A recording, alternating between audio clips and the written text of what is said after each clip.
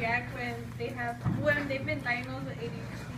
First, they have difficulties paying attention, in which they tend to not do what they've been asked to do and do something else of their convenience.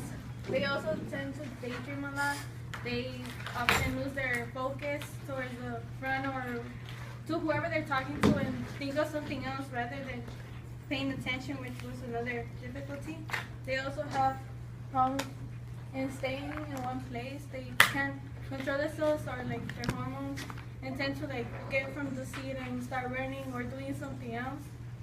Also, they have hearing problems, not like they can't hear, but listening, in which they tell them, oh, go pick up your stuff or go get this. They tend to forget, and then they have to ask the person to repeat themselves again in order for them to remind themselves. For that, there's a treatment in which they get. There isn't a cure, but there's like help for them to receive in order to control themselves. And for that, I'm gonna explain the 3 ADHD there are. The types. There's different types of ADHD, which you can see here. There are 3. The first one is inattentive presentation, which is concentrating. They have difficulties, like you see here. They can't concentrate. They lose their focus, and they usually daydream, like I said before. The other one is the premeditative impulsive presentation, in which they can't stay in one place. They want all the attention for themselves, and they can like they could participate, but it's a way in which they want the attention, which they don't let others participate. They want everything for themselves. Like when they're playing, also they tend to be the one winning all the time, taking the lead. They always want to be right.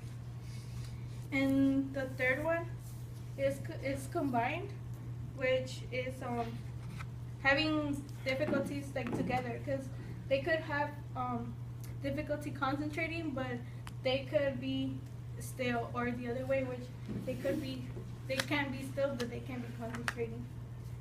And the reasons for HDHD is when the woman is pregnant, they usually tend to smoke or drink alcohol, and that causes the effects towards the baby while being pregnant. Also, if it's born in like 7 months or something like that, and being in low weight when being born. Now I'm gonna be talking about the treatments. Like I said before, there isn't an actual cure for ADHD. Instead, there are treatments. Like for example, there's medication for them, in which it's pills or any kind of medicine to be able to control it, not to like get rid of it, but to have that control in themselves if they're really hyper and all of those things. Since doctors and everything consider that ADHD is not caused because of the sugar they're receiving from like soda, candies. Instead, that like affects them more because it gives them like more energy than they already have. There's also behavior therapy, in which it's combined with the medication in order to have a talk with them, like once in a while, seeing what's wrong or how it's going, to being able to control themselves. And the other one is the parent training, which the parents come in and receive training. Like I said in the beginning, they're not aware of what actually is going on with their children.